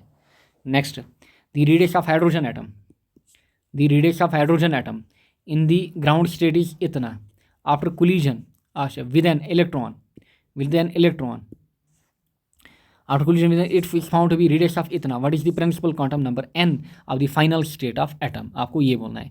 Rn आपके पास क्या होता है 0.529 n²/z। सो Rn और R और n की रिलेशन क्या है, यहाँ पे डायरेक्ट रिलेशन। सो आप बोल सकते हो आपके पास अगर आपको n और r के बीच रिलेशन, नाउ n आप बोल सकते हो it is proportional to √r। So n2/n1 आप बोल सकते हो आपके पास R2/r1, बट किस में, √ में। अच्छा, R2 आपको यहाँ पे गिवन है कितना, R2 आपको गिवन है 21.2 इंटू 10⁻⁻11। ये वैल्यू R1 कितना गिवन है आपके पास 5.3 इंटू 10⁻⁻11, दोनों किस में, रूट में, ये गया। अच्छा, 5.3 21.3 को डिवाइड करिए किससे, सीधे 5.13 से, ये ऑलमोस्ट कितना निकल के आएगा 4 के बराबर, √4 आपका कितना होगा 2। दिस इज n2/n1 आपके पास, n1 का वैल्यू 1, सो n2 आपका कितना निकल के आएगा 2 इंटू 1 यानी कि 2। नेक्स्ट क्वेश्चन देखिए, the energy of hydrogen atom, ये मतलब कॉमन क्वेश्चन हैं, बहुत सालों से आ रहे हैं एंड ये आते रहेंगे। अच्छा, the energy of an hydrogen atom in this ground state is इतना, ग्राउंड स्टेट में इतनी energy. The energy of He positive ion in first excited state, यानी फर्स्ट एक्साइटेड स्टेट मतलब n = 2 हमारे पास। सो E2 आपको निकालना है, दैट इज -13.6। यहाँ पे इंटू में सीधे आपके पास इक्वेशन है Z² अपॉन n², यहाँ पे, अच्छा, Z² अपॉन n²। अच्छा, यहाँ पे हमारे पास Z का वैल्यू कितना बनेगा 2, this will B -13.6 into Z का वैल्यू 2 हीलियम के लिए, n का वैल्यू यहाँ पे 2 के लिए आप देख रहे हो, 2² गया, आपका वैल्यू निकल के आया -13.6। या बेसिकली ये वैल्यूज आपको याद भी होते हैं। पहली के लिए कितना होता है हीलियम के लिए, that is almost 4 times H, दूसरे के लिए इक्वल टू H, मतलब 4 टाइम्स EH, पहले के लिए 4 टाइम्स EH, दूसरे के लिए इक्वल टू EH। ये वैल्यूज़ तो आपको याद होंगे। सो वैल्यू सीधे आएगा -13.6। नाउ नाउ आपके पास ये वाला question, energy released in the fission of a single uranium, यानी कि सिंगल, जब आपके पास एक सिंगल यूरेनियम न्यूक्लियस है U23592, ये यहाँ से कितनी एनर्जी दे रहा है आपको, 200 मेगा इलेक्ट्रॉन वोल्ट। अच्छा, the fission rate of A 9235 fuel reactor operating at a power level of 5 वाट। अब अगर ये इन पावर लेवल ऑफ 5 वाट पे क्या कर रहा होगा, वर्क कर रहा होगा, अगर ये 5 वाट पे वर्क कर रहा होगा। सो बेसिकली आपको क्या बोलना है, द फिशन रेट, आपको फिशन रेट बतानी है, आपको क्या बतानी है, फिशन रेट बेसिकली। सो वो रेट जो हमारे पास होगी दैट विल बी बेसिकली, अच्छा पावर हमारा कितना, पावर हमारा 5 यहाँ पे, पावर हमारा 5 यहाँ पे लग रहा है। सो आपको रेट बतानी है, पावर हमारे पास कितना है 5। अच्छा, दियर फोर अब आपके पास कितना है 200 मेगा इलेक्ट्रॉन वोल्ट आपके पास वैल्यू। एंड जब आप इसको किस में कन्वर्ट करोगे, जूल्स में, this will B 200 into 1.6 into 10⁻⁻13। सो यहाँ से बेसिकली क्या होगा, आपका वैल्यू निकल के आएगा अब इजीली। नाउ अगर आप देखोगे 200 इंटू 1.6, 200 इंटू 1.6 ये कितना होता है 320। अच्छा, 10⁻⁻13 को ऊपर लेके आइए, दिस विल बी 10⁻13। एंड जब आप 5 को 320 से डिवाइड करोगे, दिस विल बी 0.0156 आपके पास इंटू 10⁻13। क्या ऐसा कोई ऑप्शन है 10⁻13? अच्छा, 1.56 सभी हैं, तो करिए 1-2 बार, सो दिस विल बी 1.56। अच्छा, यहाँ से आपका क्या रहेगा, यहाँ से आपका 10⁻11 रहेगा, क्योंकि आपने 2 डेसिमल इसको इधर शिफ्ट किया। सो 10⁻11। Next, when an type semiconductor is heated, बताइए क्या होता है जब आप एन टाइप सेमीकंडक्टर को हीट करते हो, जो नंबर ऑफ इलेक्ट्रॉन्स हैं वो बढ़ जाएंगे, होल्स भी बढ़ जाएंगे, बट बेसिकली जो ओवरऑल इंक्रीज होगा वो दोनों में क्या होगा, वो दोनों में सेम होगा। बट इनिशियली अगर आप देखोगे नंबर ऑफ इलेक्ट्रॉन्स हमारे पास काफ़ी ज़्यादा होते हैं as compare to number of hole किसमें, एन टाइप में। बट यहाँ पे क्या होगा, जो number of electrons and holes हैं वो इंक्रीज होंगे इक्वली। ये आपके सिलेबस में नहीं है, इसको हम नहीं देखेंगे, आप इसमें रिप्रेजेंटेशन डाल सकते हो। नाउ अगेन ये भी आपके सिलेबस में नहीं है, ये भी सिलेबस में नहीं है, ये भी सिलेबस में नहीं है।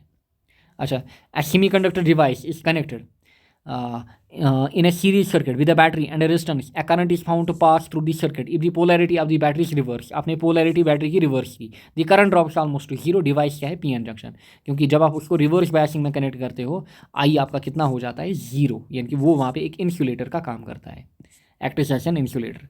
नेक्स्ट क्वेश्चन देखिए, ये वाला क्वेश्चन सीधे सीधे वही, द इंटरनल एनर्जी वाला क्वेश्चन।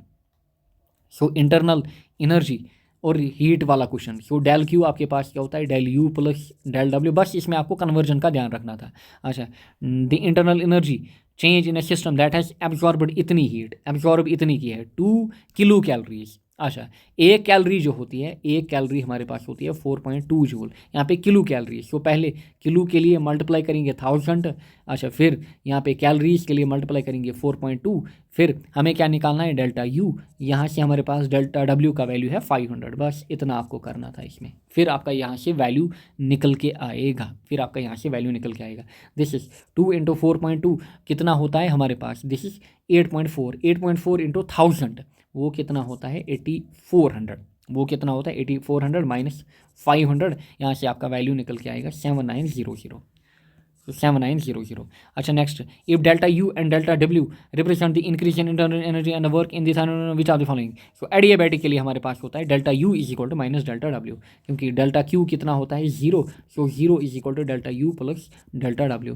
सो डेल्टा यू जब आप निकालोगे that will be minus delta W, किसके लिए, एडियाबैटिक के लिए। So option A. Next, polyatomic gas with n degrees of freedom has a mean energy कितना, 1/2 of n k T by 1/2 of n k T या फिर n k T by 2।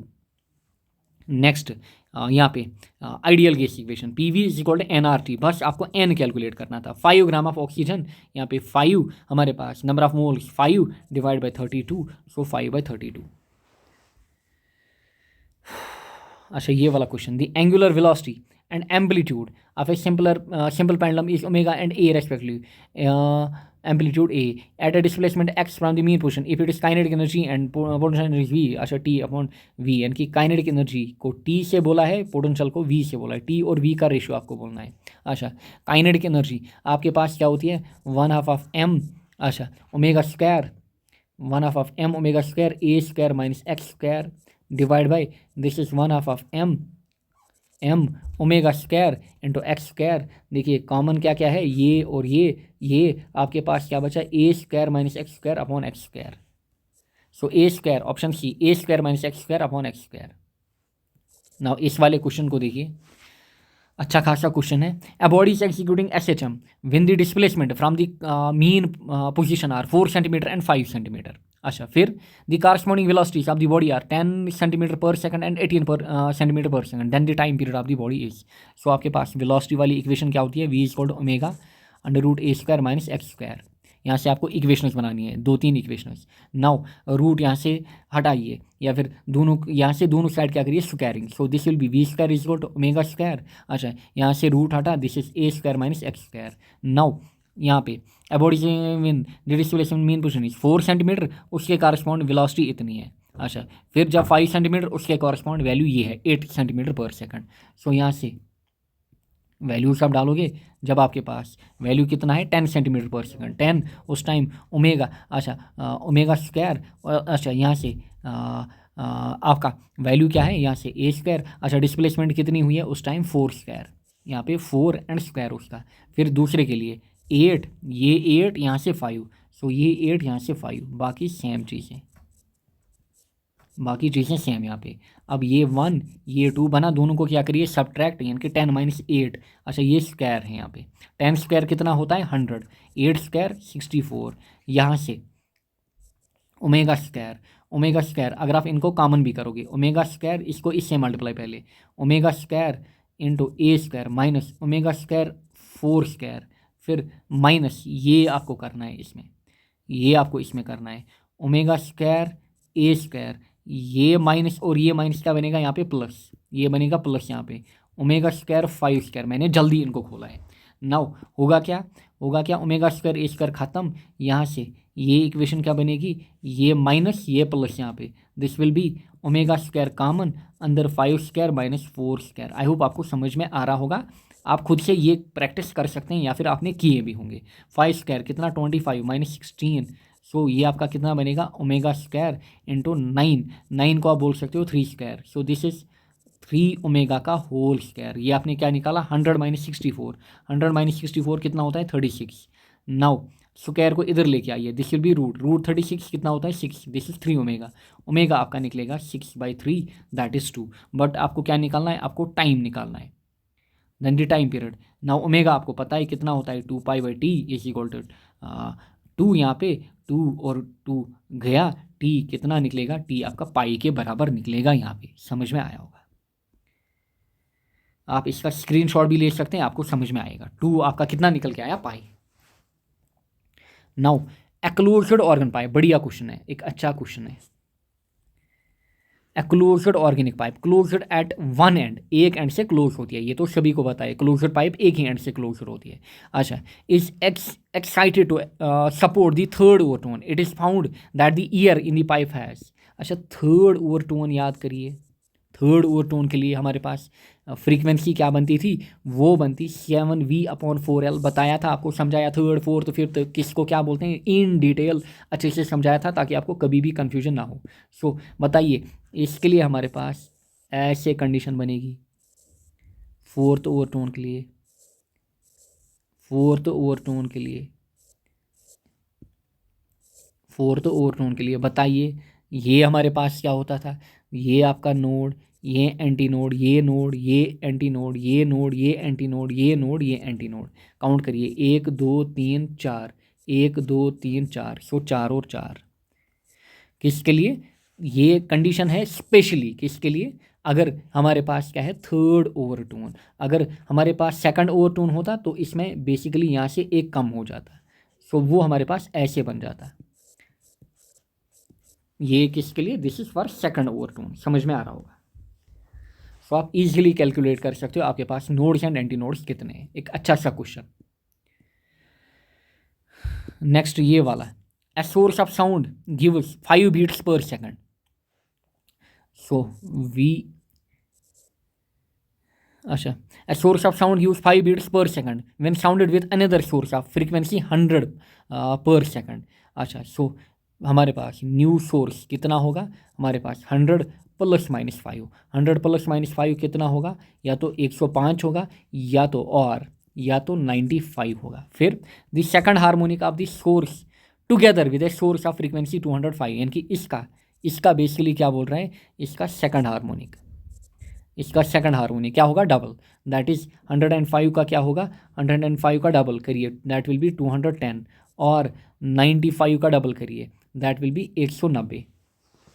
Now आगे क्या बोल रहा है, the second harmonic of the source together with A source of frequency 205 पर second gives 5 beats, 205 पर सेकंड वाले की बात कर रहा है। नाउ यहाँ पे आपको बोल रहा है कि ये आपको क्या दे रहा है, 5 beats per second with a source, किससे, 205 हर्ट्ज से। इसका मतलब अगर आप 205 में 5 ऐड करोगे वो आपको ये वाला वैल्यू देगा, वैल्यू देगा। इसका मतलब जो सेकंड हार्मोनिक हमारे पास है, सेकंड हार्मोनिक हमारे पास क्या होना चाहिए, 210, वो कितना होना चाहिए, 210। देयरफॉर जो न्यू सोर्स हमारे पास है 210 किसके पास कारस्पॉन्डिंग में था, वो हमारे पास 105 हर्ट्ज के कारस्पॉन्डिंग में था, सो 105। नेक्स्ट आपके पास है ये वाला क्वेश्चन 105, समझ में आया होगा, आप इनका स्क्रीनशॉट ले सकते हो जल्दी जल्दी, क्योंकि I am getting very exhausted now. अब 6 रह गए शायद, हाँ।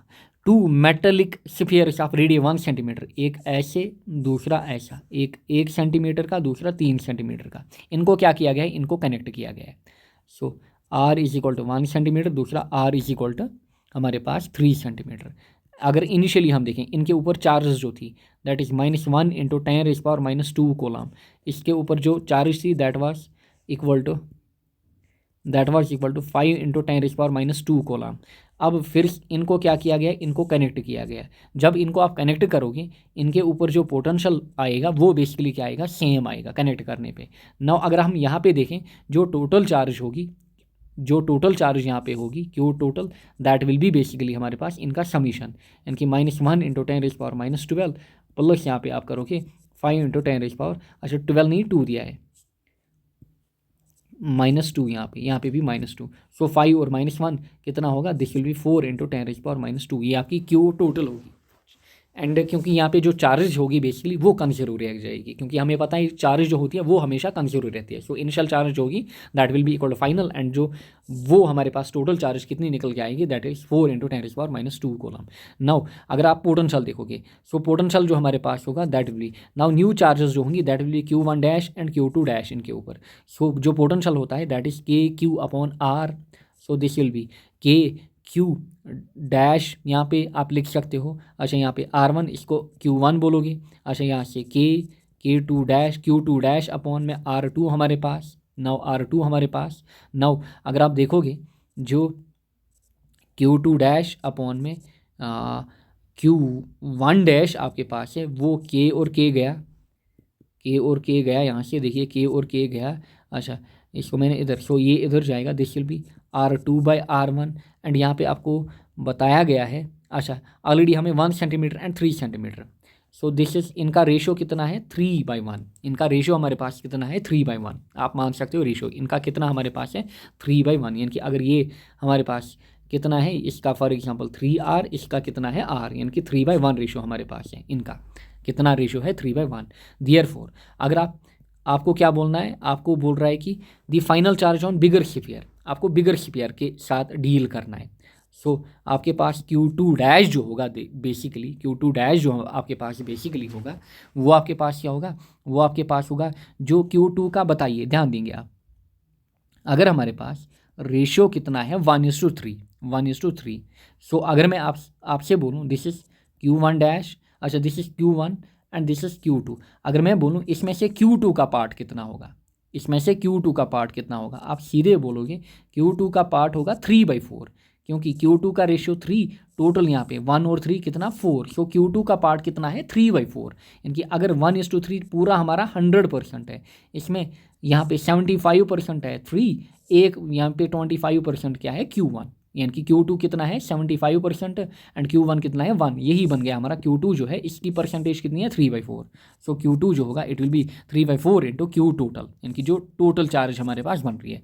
Q टोटल ऑलरेडी हमने ऊपर देखी 4 × 10⁻12, दिस इज 3/4 इंटू 4 × 10⁻², 3/12 नहीं, 4 और 4 गया, यहाँ से बचा 3 × 10⁻², 3 × 10⁻²। Now a charge q is placed at mid point of the cube. जब आप सेंटर में क्या करते हो, एक क्यूब के सेंटर में एक चार्ज रखते हो, बताइए फ्लक्स थ्रू द क्यूब आपके पास कितना होता है। सीधे डायरेक्ट वैल्यू आपको पता है, सीधे सीधे आपके पास Q/ε0। अच्छा, अगर यहाँ पे ईच फेस का बताता तब आपको डिवाइड बाई 6 करना पड़ता। Now 3 capacitors each of C break down what is V are in series. Capacitors को आपने क्या किया है, कैपेसिटर्स को आपने सीरीज में लिया है, 3 कैपेसिटर्स को, रजिस्टर नहीं कैपेसिटर। अच्छा बताइए इस केस में हमारे पास जो कैपेसिटेंस के केस में जो C इक्विवेलेंट होता है कितना होता है, दैट इज 1/C1 + 1/C2, सो वो कितना बनेगा C/3। अच्छा, V इक्विवेलेंट कितना होता है V1 + V2 + V3, वो बनेगा हमारे पास 3V, क्योंकि ये आपको क्या बोल रहा है 3 capacitors C1 C2 C3 and जिनकी कैपेसिटेंस आपको सीधे सीधे दी है C इसलिए यहाँ पे C/3 ये बनेगा 3V, क्योंकि दिस विल बी जो V होता है बेसिकली केस में, इस केस में जब आप कैपेसिटर्स को कनेक्ट करते हो इन सीरीज, V आपका हो जाता है V1 + V2 + V3, सो C/3 3V। नाउ लास्ट के 4 क्वेश्चन। ये वाला क्वेश्चन जो है इसमें मेरे हिसाब से जो डेटा है दैट इज़ मिसिंग। इन्होंने U आपको कितना दिया है A - B/R², एंड वैल्यूज़ जो दिए हैं वो हैं A और B के टर्म्स में, क्योंकि यू नो दैट जब हमारे पास इक्विलिब्रियम अचीव होता है, इक्विलिब्रियम में पहली कंडीशन तो समेशन ऑफ जितने भी फोर्स हैं वो 0 होने चाहिए, एंड F जो हमारे पास होता है that is equal to DU/dr या फिर dx, वो कितना होता है हमारे पास 0 होना चाहिए। क्लियर, वो हमारे पास 0 होना चाहिए, यानी कि पोटेंशियल ग्रेडियंट DU/dx हमारे पास जो होता है, पोटेंशियल ग्रेडियंट आप सीधे बोलिए, पोटेंशियल ग्रेडियंट हमारे पास 0 होना चाहिए।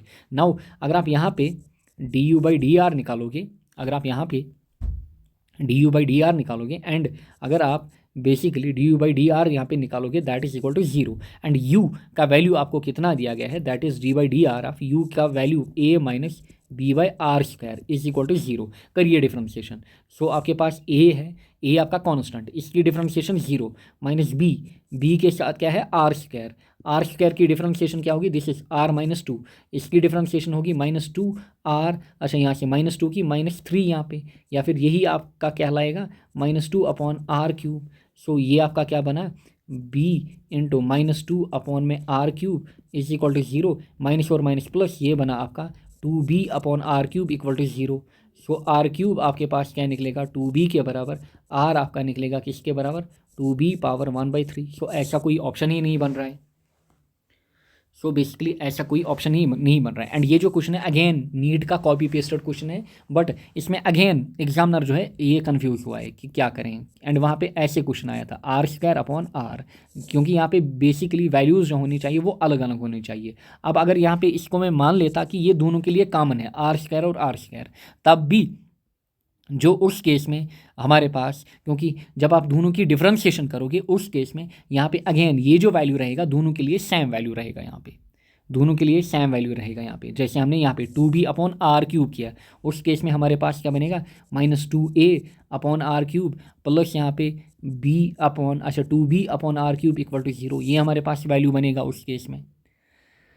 सो उस केस में हमारे पास ये वैल्यू बनेगा, क्योंकि नीचे R³ दोनों के लिए कॉमन है, सो आप इसको -2A + 2B/R³ इक्वल टू 0 भी कर सकते हो, या फिर -2A + 2B जो होगा आपका that is R³, but basically यहाँ से वैल्यूज हमारे नहीं बनेंगे।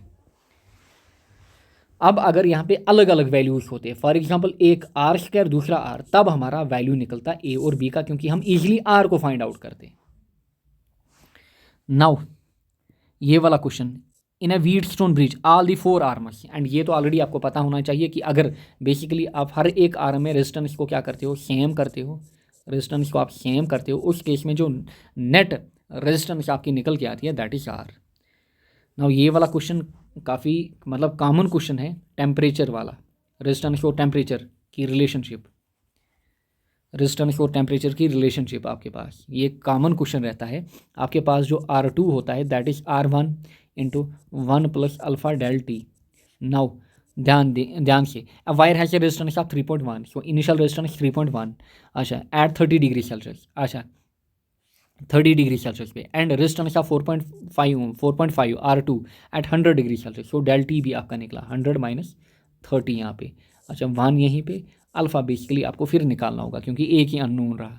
द टेम्परेचर कोफिशिएंट आपको निकालना है, देखिए temperature coefficient, so this is आपके पास 4.5, दिस इज आपके पास 3.1, अच्छा 3.1 को नीचे लाइए डिवीजन में, 3.1 यहाँ से आपके पास 1 प्लस अल्फ़ा, ये बचेगा 70, यानी कि 70 अल्फ़ा, यहाँ से 70 अल्फ़ा, 4.1 डिवाइड बाई यहाँ पे 3.1, 4.1 डिवाइड बाई 3.1 दैट इज़ 1.45, ये 1 इधर लाइए, ये बनेगा माइनस यहाँ पे 70 alpha, 1.45 minus 1 that is 0.45 divide by 70, ये आपका अल्फ़ा निकलेगा। 0.45 डिवाइड बाई 70 जब आप करोगे दैट इज़ 0.064, आपका आंसर क्या रहेगा 0.064। Last question here, two identical batteries each of EMF 2 volt, अच्छा 2 वोल्ट, अच्छा ध्यान देंगे आप, two identical batteries each of EMF 2 volt and internal resistance 1 ohm are available to produce heat in an external resistance by passing a current through it. The maximum power that can be developed across, अच्छा 2 identical batteries, so ऐसे आपके पास condition है, ये ऐसे system आपके पास लगा हुआ है, यहाँ से कुछ रेजिस्टेंस R होगी हमारी, अच्छा 2 आइडेंटिकल बैटरीज ऑफ EMF, सो दोनों का EMF हमारे पास कितना है 2 वोल्ट, अच्छा R आपका ईच, यहाँ से 2, इसका 1 ओम, इसका 1 ओम, अच्छा फिर the maximum power that can be developed across R, आपको इसके अक्रॉस बताना है कितना पावर आप मैक्सिमम डेवलप कर सकते हो, आपको बताना है कितना आप डेवलप कर सकते हो। नाउ अगर आप इस सर्किट को यहाँ पे थोड़ा सा सिंप्लीफाई करोगे, ये आपका R, यहाँ से 2 और 2 आपका बेसिकली कितना बनेगा 4, अच्छा फिर आपका 1 और 1 आपका बेसिकली कितना बनेगा, वो 2 ओम बनेगा, वो आपका कितना बनेगा 2 ओम बनेगा। नाउ देयरफॉर, या फिर आप ऐसे भी बोल सकते हो इसमें, जो टोटल R होता है that is equal to R1 plus R2, यानी कि आपका कितना, this is R1, this is R2, so this is R1 plus R2, आप ये टोटल R बोल सकते हो, या फिर टोटल R आपका कितना होगा 1 प्लस 1 दैट इज आपका 2, सो R आपका कितना होगा इस केस में 2। नाउ अब आपको पावर निकालना है, P आपके पास कितना होता है I स्क्वायर R, P आपके पास कितना होता है I स्क्वायर R, I जो होता है that is E net upon आपके पास R इक्विवेलेंट है, E नेट हमारे पास कितना है 2E, अच्छा फिर हमारे पास R इक्विवेलेंट कितना होगा, total R equivalent that is R plus जो हमारे पास R था, अच्छा R कितना हमारे पास था, यानी कि R equivalent, so it is R plus हमारे पास 2R, so it is R plus 2R, यहाँ पे हमारे पास ये निकला आपके पास I का वैल्यू, P आपके पास क्या होगा, it will be 2E upon R plus 2R का स्क्वायर इंटू में R, इंटू में आपके पास R। नाउ मैक्सिमम पावर के लिए क्या होना चाहिए, जो आपका R है that should be equal to R, जो आपका R है that should be equal to basically R, यानी कि R मतलब जो आपकी एक्सटर्नल रेजिस्टेंस है that should be equal to internal resistance, and here इस केस में जो आपका R है that is equal to 2R, that is equal to 2R, और जो स्मॉल r आपका है वो हमारे पास कितना है, दैट इज हमारे पास R/2, जो स्मॉल r हमारे पास है that is equal to R/2, so इसमें स्मॉल r का वैल्यू डालिए, सो दिस विल बी 2E का होल स्क्वायर हमारे पास divide by R plus R/2, अच्छा फिर अच्छा R प्लस यहाँ पे 2, ध्यान देंगे यहाँ पे 2R है ना, दिस इज 2 इंटू यहाँ पे स्मॉल r का वैल्यू R/2, ये और ये गया, अच्छा ये कितना बनेगा नीचे 2R, so this is 2E upon 2R का होल स्क्वायर इंटू R, अभी ये R भी है ना into R, so this is आपके पास 2 गया, यहाँ से आपके पास क्या बचा E square by R into आपके पास, अच्छा E square by R square into R, सो ये आपके पास क्या बचेगा E square by R। Now इसमें आपका वैल्यू आप डालोगे E का value, so EMF of 2 volt, so E square आपके पास क्या है 2 स्क्वायर अपॉन में आर का वैल्यू ऑलरेडी आपने निकाला है, टोटल आर का वैल्यू अभी आपने निकाला था ना, किधर गया आर का value 2, so this is 4 square by 2 कितना होता है 2, सो 2 आपका आंसर रहेगा। सो आई होप आपने ये क्वेश्चन क्या किए होंगे, ठीक किए होंगे, या फिर जो अगले साल के लिए इसको देख रहे होंगे आपको आइडिया मिल गया होगा कि किस टाइप का पेपर पूछा जाता है। Thank you all and best of luck आपके फ्यूचर के लिए।